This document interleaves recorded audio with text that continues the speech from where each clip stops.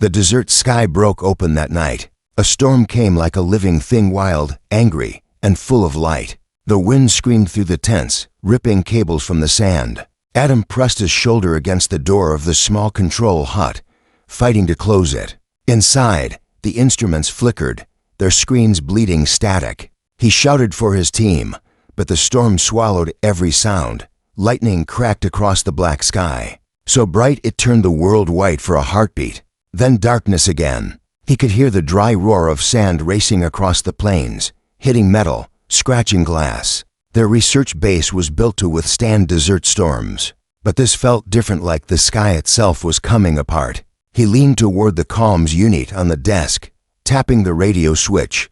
"Base Camp 3 to Station Delta, come in," he said. Only a hiss answered back. He twisted the dial again and again. The static deepened, rising in pitch until it sounded almost human. Then he whispered, half to himself, half to the emptiness, "I could love you forever." The storm stopped. Just for a moment, the air froze. And then, clear as a whisper beside his ear, a voice answered, "I know." Adam froze. His breath caught in his throat. He looked around, expecting someone to be behind him. The room was empty. Every monitor had gone black. The only light came from the storm outside.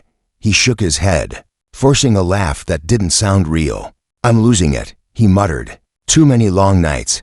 Then the ground trembled beneath him. A deep vibration rolled under the sand, shaking the walls. He ran outside, shielding his eyes from the rain of dust. A streak of green fire tore through the clouds, low and fast. It burned across the horizon, painting the dunes with ghostly light. And then impact. A dull, distant boom, followed by a flash brighter than the sun.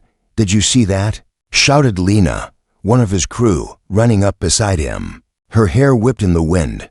"Over the ridge," Adam said. "Something hit. Another meteor?" "Maybe, but that was too controlled. Too low." Before he could think twice, Adam grabbed a flashlight and started toward the ridge. The others followed, stumbling through the sand, shouting to be heard. The storm clawed at their clothes, but the green light ahead pulled them on. When they reached the top of the ridge, the wind dropped suddenly as if they had stepped outside the world's breath. Below them lay a crater, glowing faintly. In the center sat a silver shape, half buried in the sand. It was smooth, curved, not like rock. Lena gasped. That's no meteor." Adam slid down the slope, his boots sinking deep. He reached out and brushed away the hot sand. The surface underneath was cold, ice cold. His fingers left prints of steam. A thin hum filled the air, almost like a voice humming a tune. It grew louder as he leaned closer. The metal pulsed softly, as if it were alive. He turned back toward his team, his face pale. It's before he could finish. The voice came again, not through his ears, but inside his head. "Adam," it said, calm and clear. He stumbled backward, his pulse racing. "Who's there?" he shouted. The others looked at him, confused. "Adam, you found me," the voice said again, softer now. "You always find me." His throat went dry. "Who are you?" "You already know." The sand beneath the silver shape began to shift, sliding away as if pulled by invisible hands. The air grew cold enough to bite. Lines of pale blue light spread across the surface, forming patterns that looked like veins. Or maybe letters from a language not made for human eyes. "Step back." Lena called, but Adam couldn't move. His mind felt pulled forward, drawn by something ancient and familiar.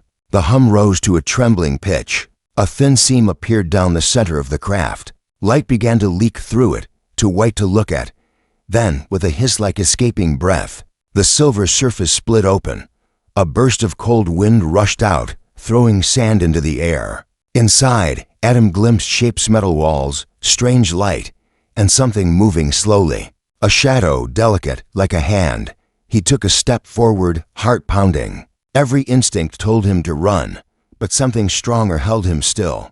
He couldn't look away. The voice returned, gentle and near. "You came back to me." "Back?" he whispered. There was no answer. Only silence and the faint glow of that open doorway, waiting. Behind him, Lena shouted at him, "Don't go in." But Adam didn't hear her. The storm roared again above them, lightning flashing like a warning. He reached out his hand toward the light.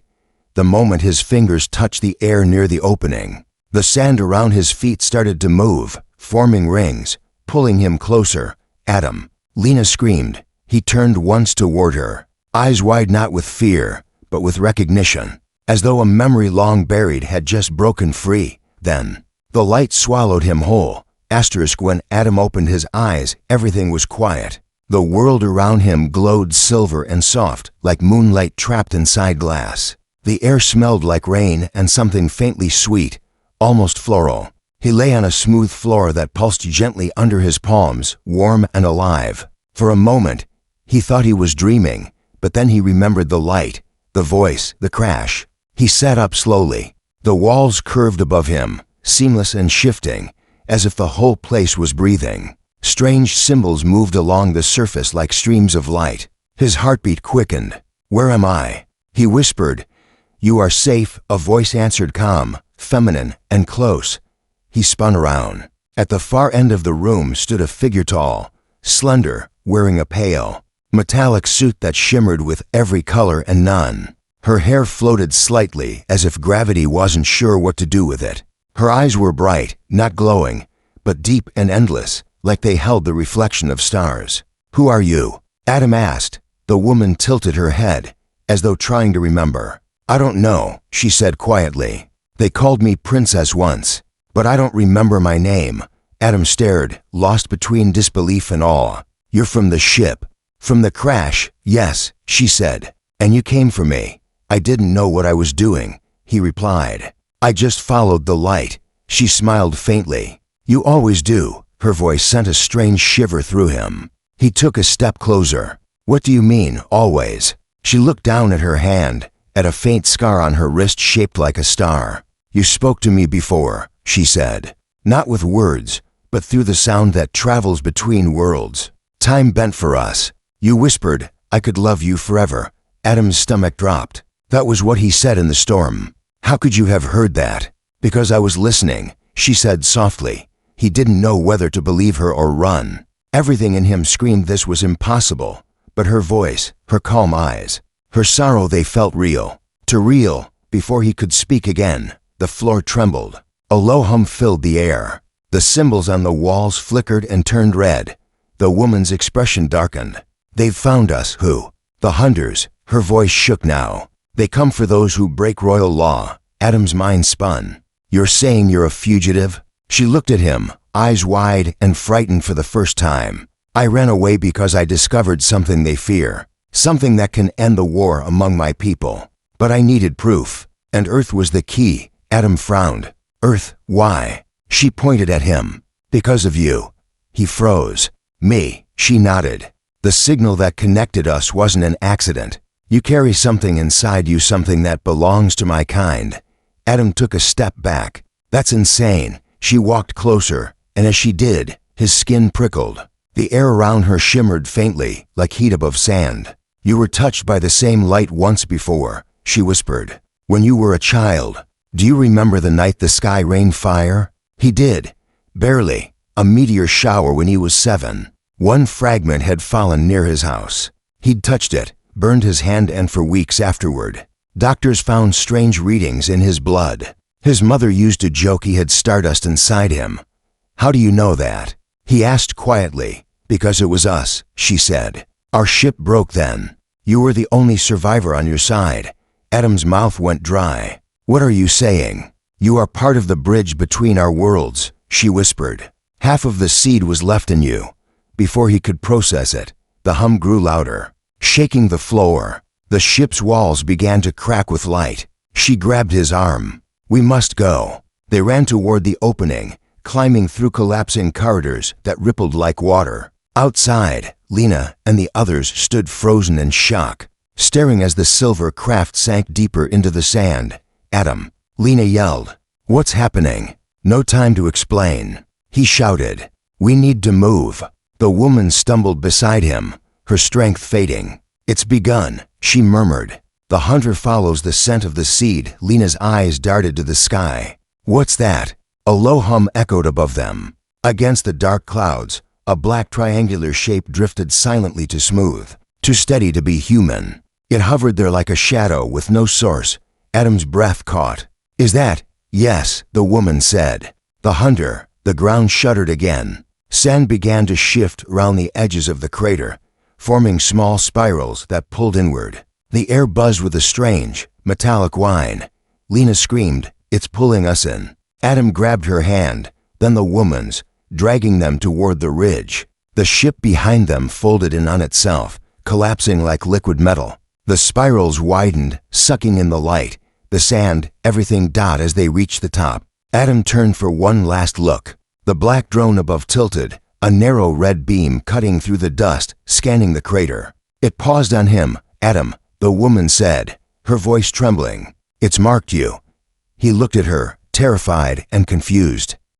"What does that mean?" She turned her gaze skyward, eyes full of sorrow. "It means you belong to the story now." The crater roared behind them, the ground collapsing completely. The air exploded in a blast of cold and wind, knocking them down. When the dust cleared, the silver ship was gone. Only silence remained heavy and final. Adam pushed himself up, coughing. "We need to go," he said. "Now," the woman nodded weakly. "The hunter will not stop until it finds us." He glanced at her, still shaking from what he'd seen, from what she'd said. "Then we better make it hard to find."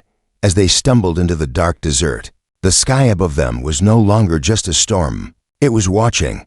The desert stretched endlessly under a bruised sky. The storm had faded, but a strange silence lingered, too still, too empty. Every few seconds, Adam glanced upward, expecting that black triangle to reappear. It didn't, but the feeling of being watched never left. The woman walked beside him, her pale suit dim in the weak starlight.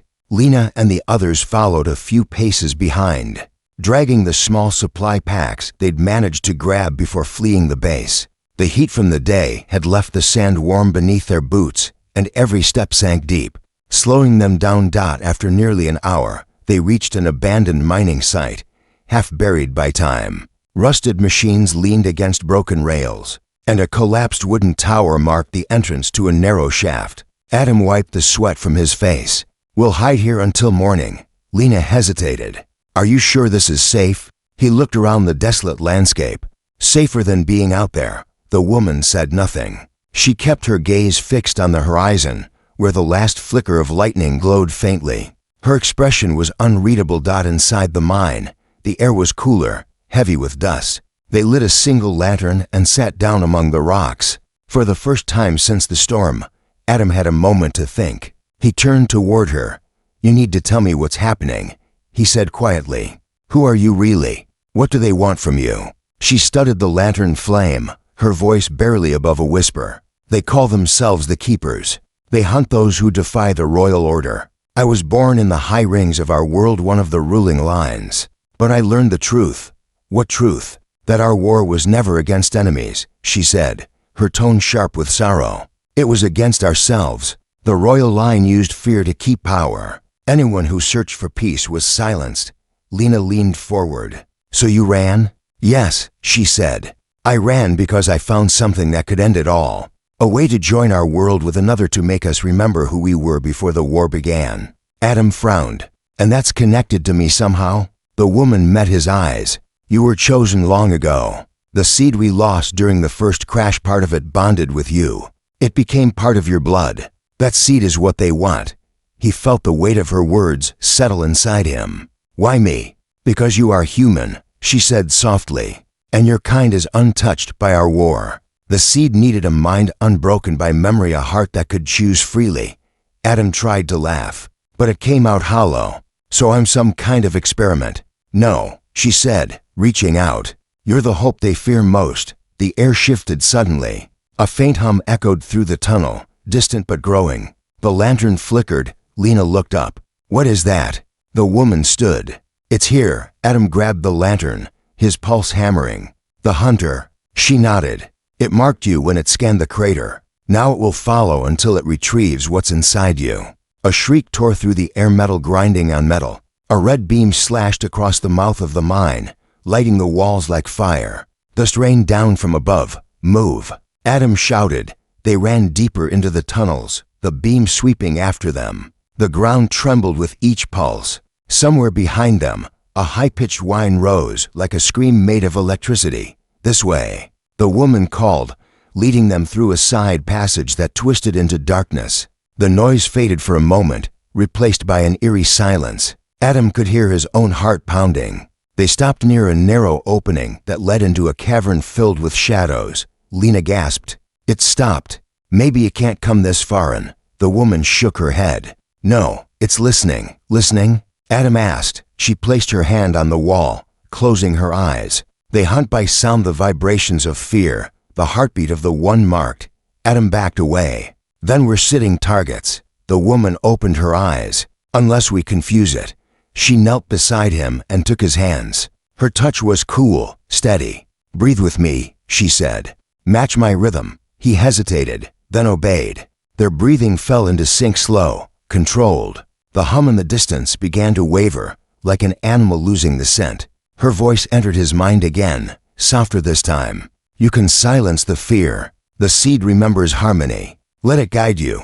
A strange calm spread through him, washing away the panic. For a moment, everything was still. The air itself seemed to hold its breath. Then the quiet shattered. A beam of red light pierced the wall beside them, melting stone. The cavern shook violently. The triangular drone forced its way inside, its surface rippling like liquid shadow. Lena screamed. "We're trapped." The woman pulled Adam behind a boulder. "The hunter doesn't kill right away," she said. "It takes what it came for." "What happens if it takes it?" Adam asked. Her eyes filled with tears. "You die, and my world dies with you." The drone tilted, its single red eye focusing on Adam's hiding spot. The hum grew louder until it filled the cave like thunder. Adam's chest burned and ached deep within, pulsing in rhythm with the sound. He clutched at it, gasping. "It's calling to the seed." She cried. Adam fell to his knees. His vision blurred. He saw flashes, stars, oceans of light, and faces that weren't human but felt familiar. The pain was unbearable. The woman screamed his name and ran toward the drone. A blast of white light erupted between them, filling the cavern with blinding energy. When the light faded, the drone was gone. Only silence remained, and the faint scent of ozone. Adam opened his eyes weakly. "What happened?" The woman knelt beside him, trembling. "I don't know, but it won't stop now. The mark is burned into you." He looked down at his chest. Through the torn fabric, faint blue lines glowed beneath his skin, spreading like veins of light. Lena whispered, "Oh my God."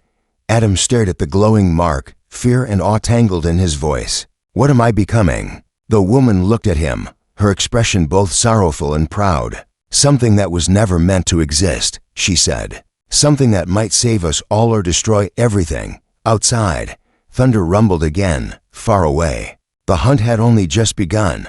The mind trembled with every echo. As if the earth itself was whispering secrets it wasn't supposed to share. Dust drifted from the ceiling like falling snow, catching the weak light from Adam's lantern. His chest still glowed faintly under his torn shirt, the veins of blue light pulsing like a heartbeat that wasn't entirely his. Lena kept glancing at him with wide eyes. "Adam, that thing inside you, what if it's killing you?" Adam shook his head. "I don't feel like I'm dying.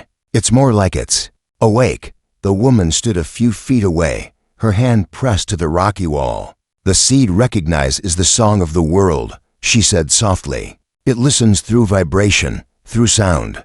The mind remembers it too." "The mind?" Lena frowned. "What do you mean?" The woman turned toward them. "Sound travels differently down here. The stones carry memories. If you listen closely, you can hear what was left behind." Adam stared at her, unsure if she was speaking science or something far stranger. But when he quieted himself and listened, he did hear something: low hums, soft murmurs, like distant voices bleeding through the walls. "What is that?" he whispered.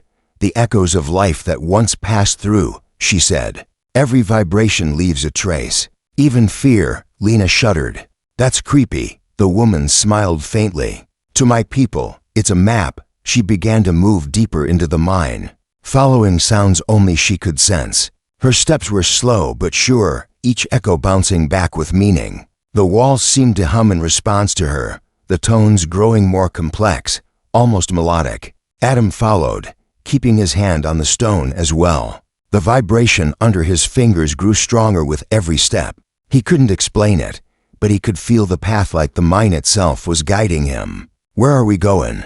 he asked. "To the heart," she said. "Every place like this has one. The point where all sounds meet." After several minutes, the tunnel opened into a large cavern. The ceiling rose high above them, glittering faintly with mineral dust. Old mining rails ran across the floor, ending at a rusted winch and an empty platform that once carried our carts. Lena let out a breath of relief. Finally, some space to breathe. But the woman's expression darkened. "This place remembers pain." Adam frowned. "Pain?" She knelt, placing her palm against the ground. Her eyes closed. "Listen." At first, there was nothing. Then faintly, the air filled with whispers, fragmented, human, and terrified. Men shouting. The crack of stone. The sound of a cave-in. And underneath it all, a heartbeat that wasn't from this world. Adam's pulse quickened. "How are we hearing that?" "The seed inside you connects to the language of vibration," she said. "It lets you hear the truth hidden in places." Lena hugged herself. "So this mind's alive?" "In a way," the woman answered. "It remembers what died here. It's warning us." A sudden chill swept through the cavern. The lantern flickered. Then, from deep in the tunnel behind them, came a metallic echo, a slow, deliberate sound. Clang. Clang, clang. Adam turned sharply. "Someone's following us." The woman's face went pale. "Not someone, it." Lena backed away. "The hunter." The woman nodded. "It can project a fragment of itself, sound and shadow mixed together. It's searching through the tunnels." "Then we move," Adam said, grabbing the lantern. But before they could, the sound changed. It was no longer footsteps. It was a voice, a deep, cold voice that vibrated in their bones. "Property located." The words weren't spoken aloud. They filled Adam's head like thunder. He stumbled backward, clutching his temples. "Adam!" Lena shouted. The woman rushed to him. "Fight it. Don't let it in." He fell to his knees, gasping. The light in his chest flared brighter, matching the rhythm of the voice. Images flashed in his mind, black towers under red skies. A sea of silver machines kneeling before a figure cloaked in shadow. And then he saw her, the woman beside him, dressed in armor, holding a crown of light. "You betrayed us," the shadow said. Adam screamed and the vision shattered. He collapsed, trembling. When he looked up, the cavern had changed. Blue veins of light ran along the walls, pulsing in time with his heartbeat. The echoes around them shifted from whispers to a steady hum, resonating through stone and air alike. "What did you do?" Lena whispered. The woman helped Adam to his feet. He woke the mine. The hum grew louder, deep and beautiful, like a chorus of 1,000 hidden voices. The stones glowed brighter, revealing symbols carved long ago, spirals, stars, and markings that matched the scar on her wrist. She traced one with her fingers. "This was one of the gateways," she said softly. "Before the war, before the royal line fell, my ancestors used these mines to travel through sound, to cross between worlds." Adam stared in disbelief. "You mean this place connects Earth and your world?" "Not anymore," she said. "The bridges were sealed, but the seed in you is the key to opening them again." Lena's voice trembled. "If you open it, what happens to us?" The woman turned slowly, her expression unreadable. "That depends on the choice he makes." Before Adam could ask what she meant, the metallic voice roared again, closer this time, filling the chamber. Termination sequence engaged. A beam of red light tore through the tunnel entrance, slicing across the rails. The hum of the mine rose to a deafening pitch, fighting back against the intruder. The whole cavern shook. The woman shouted, "It's using sound against us. You must answer it." "Answer it how?" Adam yelled over the noise. "With your voice. The seed listens to emotion. Speak your truth, your will." He didn't understand, but he had no choice. He took a breath and shouted into the storm of sound, "Leave us alone." For an instant, everything went silent. Then, a burst of blue light erupted from his chest, slamming into the tunnel. The red beam vanished. The metallic hum was gone. Dust drifted down in slow motion. The mine fell quiet again.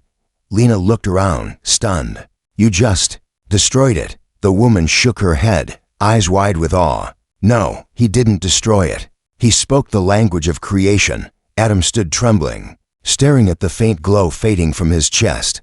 What's happening to me? She looked at him with both fear and wonder. You're beginning to remember who you really are. The silence that followed was heavy, but beneath it, the mind whispered something new, an invitation, a direction deeper underground. The woman turned toward the dark tunnel ahead. The echoes are calling us forward, she said, and whatever waits beyond. It's not done with you yet. They emerged from the mine at dawn. The sun was weak, hanging low behind a wall of pale mist, and the world stretched out before them in silence. The storm was gone, but the desert had changed. What should have been dunes of red sand was now a flat, glittering field smooth as a frozen lake. It stretched for miles, gleaming like crystal under the morning light. Lena gasped. It's like glass. Adam crouched and touched the surface. It was warm, slick beneath his fingers, and pulsed faintly, like it was alive. This isn't natural, he said. Nothing could melt sand like this. The woman's voice was quiet, almost reverent.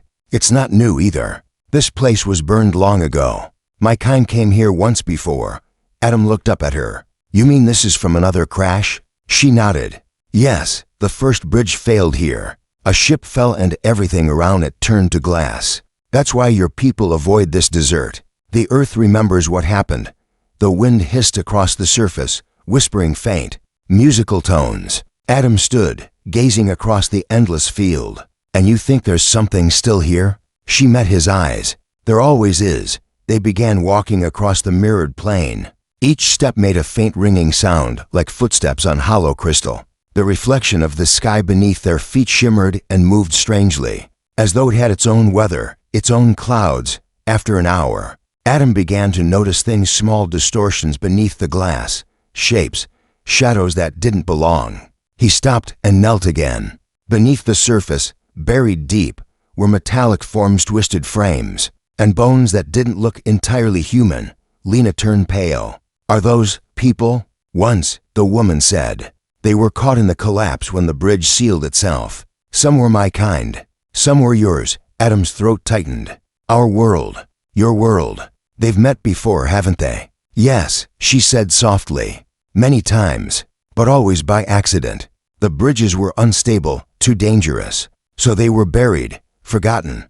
He ran a hand through his hair, trying to process it. Why come back then? Why risk it again? Because this time, she said, we can choose how it ends. They continued walking until they reached a rise in the glass where the sunlight bent strangely, forming a faint blue circle. The woman stopped there and knelt, placing her palm against the surface. The mark on her wrist began to glow faintly. This is where it began, she whispered. The ground beneath her hand vibrated. A faint hum rose, like the sound of distant singing. Then, cracks of light spread outward from her touch, spiderwebbing across the glass. Adam took a step back. What's happening?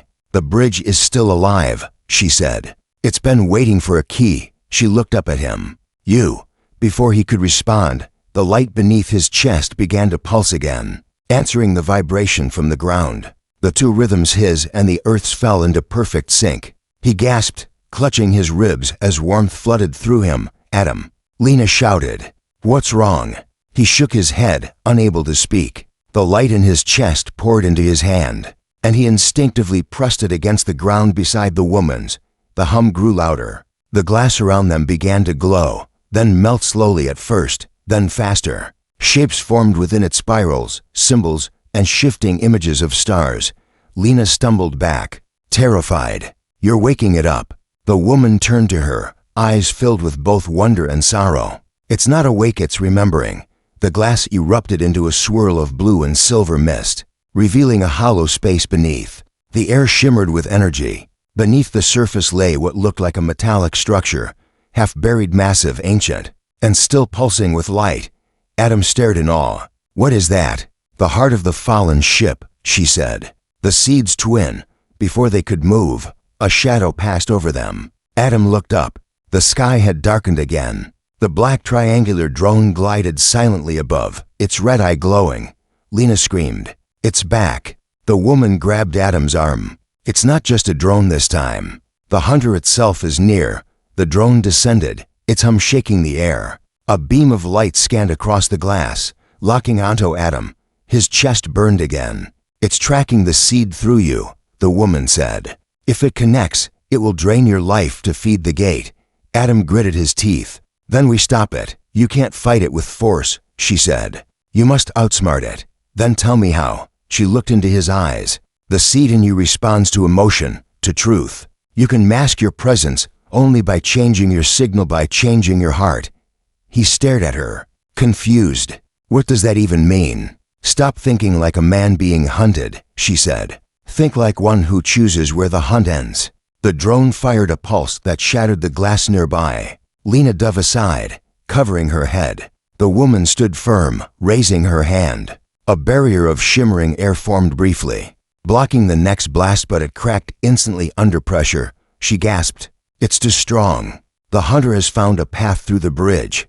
Then we run. Lena shouted. No, Adam said.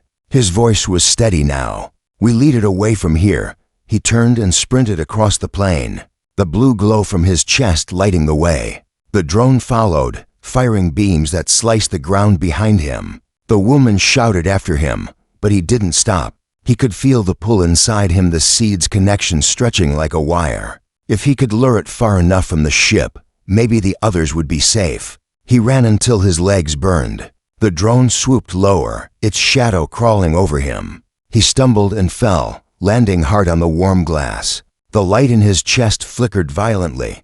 The woman's voice echoed faintly through the wind. Adam, stop. You can't outrun it. He looked back. She was running toward him, her silver hair streaming like light. Behind her, the drone aimed again, ready to fire. Something inside Adam broke free, a surge of clarity. He slammed his palm against the glass, shouting without words. The surface beneath him responded instantly, rising like a wave, bending light around him. The beam missed, deflected by a flash of blue energy. The drone wobbled in the air, its red eye flickering. The woman reached him and knelt beside him. Out of breath. You're learning, she said softly. Adam looked at her, sweat and dust streaking his face. Then tell me the truth, he said. Who am I, really? She hesitated, her eyes full of something between fear and tenderness. You are not what they think you are. You are what we created when our worlds first met. He opened his mouth to ask more, but the ground beneath them began to shake violently. The drone's hum grew louder, rising to a scream. The woman looked toward the horizon. It's calling reinforcements. We have to move. Adam stood, pulling her to her feet. Lena waved at them from the distance, signaling toward the old town far beyond the glass field. That way. Adam shouted as they ran. The light from the buried ship dimmed behind them, but the hum lingered in the air, a promise, a warning, or maybe both. And high above, the black drone rose into the sky, silent and patient, watching them flee toward a past that held more secrets than they could imagine. The town looked dead long before they reached it. Rusted streetlights leaned at odd angles, their bulbs shattered. Old shop signs hung by a single chain, creaking softly in the hot wind. A layer of dust covered everything like forgotten snow. Adam stared at it all with a strange chill in his chest. He knew this place. He'd grown up here. This was your home? Lena asked quietly, scanning the empty main road. Yeah, Adam said, his voice rough. Population 600. Maybe less now. The woman walked a few steps ahead of them, her eyes sweeping across the buildings. The air remembers this place, she said softly. It carries echoes. Adam frowned. What do you mean? Something here has been waiting a long time, she answered. For you? Her words made the hairs on his arms rise. They reached the small medical clinic on the edge of town. Its paint was peeling. Its windows cracked, but the sign above the door still read Dr. M. Halliday Family Practice. Adam stared at it for a long moment. This is where they took me when I was a kid, he said. After I touched that meteor. After the doctors couldn't explain what was in my blood. Lena pushed the door open, coughing as a cloud of dust drifted out. The inside smelled like paper and rust. Cabinets stood open, their contents spilled across the floor. Old medical charts, broken instruments, and faded photos of the doctor and her staff. They searched the rooms one by one until they found a back office that had been locked. Adam forced the door open. Inside, a single metal file cabinet stood under a small window. On top of it lay a folder marked Ad. Haynes Special Case, Lena whistled softly. "You were famous." Adam ignored her and opened the folder. Inside were handwritten notes, x-rays, and blood reports full of strange symbols instead of numbers. And taped to one page was a small photograph of him, at 7 years old, lying in a hospital bed with a faint blue glow beneath his skin. The woman's voice trembled. "The seed was already awake in you even then." He flipped to the last page. There was a note in faded ink. "Sample transferred, Mr. A. Voss, National Museum Division. Authorization code, *13. Adam frowned. "Voss. That name sounds familiar." The woman pointed to a faint symbol next to the signature, a tiny star with a curved line through it, identical to the mark on her wrist. Her voice dropped to a whisper. "That's not a human mark. That's ours. But someone tried to copy it." Lena crossed her arms. "So whoever took that shard, the piece from your chest, they weren't from the government?" "Not exactly," the woman said. "They might have worked with them once, but they were part of the Royal Recovery Unit, an ancient order from my world. They retrieve lost seeds." Adam's pulse quickened. "Then they've had part of it all this time?" "Yes," she said. "And that's why the hunter came back. It's not only after you, it's after the other half." He closed the file slowly. "Where would they keep it?" Lena rummaged through a drawer and pulled out an old shipping receipt. "Here, Voss Storage Facility, Riverbend Hangar 12. That's about 5 miles from here, near the dried riverbed." Adam met the woman's eyes. "Then that's where we're going." They left the clinic and followed the cracked road out of town. The sky was fading into a dusty orange as the sun dipped low. The woman seemed quieter than before, her gaze distant. "What's wrong?" Adam asked. She hesitated. "This place holds grief. Your people forgot the truth long ago, but your blood remembers. You're standing where two worlds touched once and both broke from it." Adam's voice softened. "And you? Where do you belong in all this?" She looked at him with something like sadness and warmth. "Nowhere. I chose exile when I ran. But maybe that's what freedom really is." They reached the riverbed as night fell. The hangar stood at the far end, a long metal building surrounded by fences and rusting floodlights. The gate hung open, swinging lazily in the wind. Lena frowned. "It looks abandoned."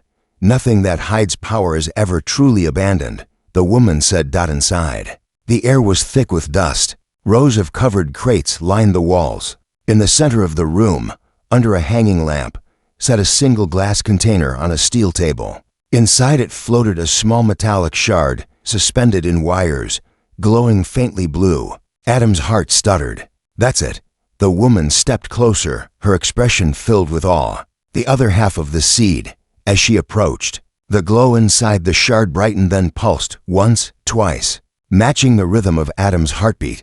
"It knows you," she said softly. The air changed. A low hum filled the room, rising fast. The lamp above them flickered. Lena backed away. I don't like this." Adam took a slow step forward. "What's happening?" "The two halves are calling to each other," the woman said. "But the bridge between them is unstable. If they connect too soon."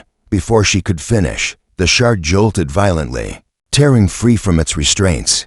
The wires snapped. It floated in midair for a heartbeat, glowing like a small star, then shot toward Adam. "Adam, no!" The woman screamed.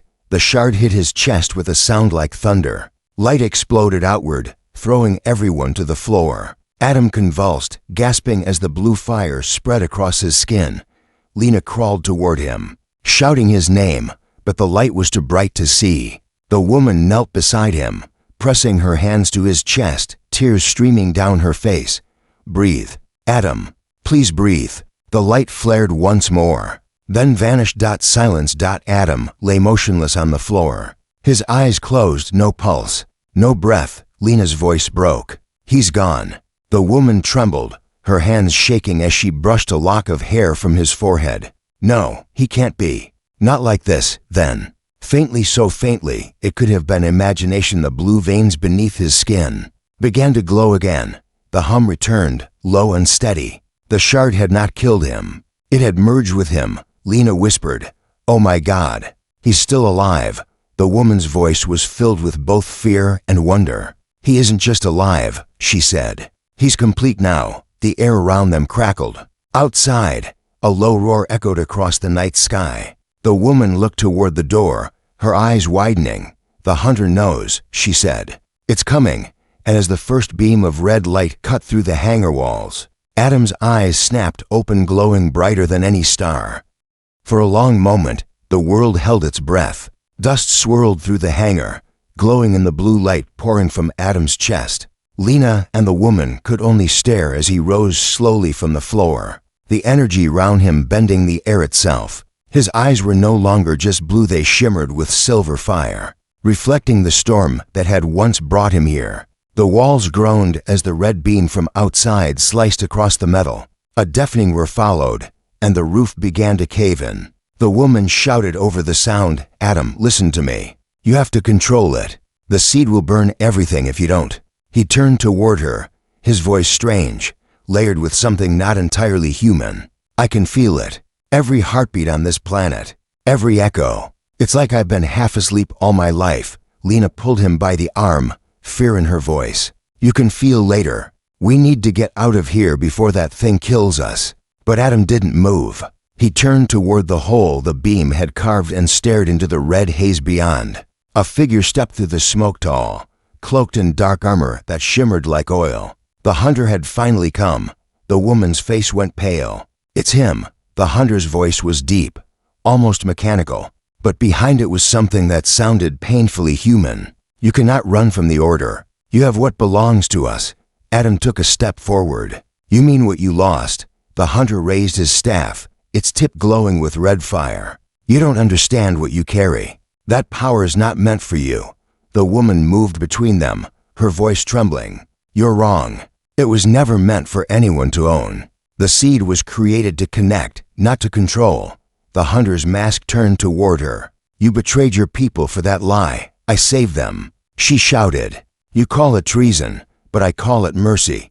The hunter's hand clenched around his staff. "Mercy ends today." He struck the floor, and a pulse of red energy shot forward. The blast hit Adam squarely, but instead of falling, he absorbed it. The light rippled across his body, meeting the blue glow within him. For an instant, the two colors red and blue fought for dominance. Then, something shifted.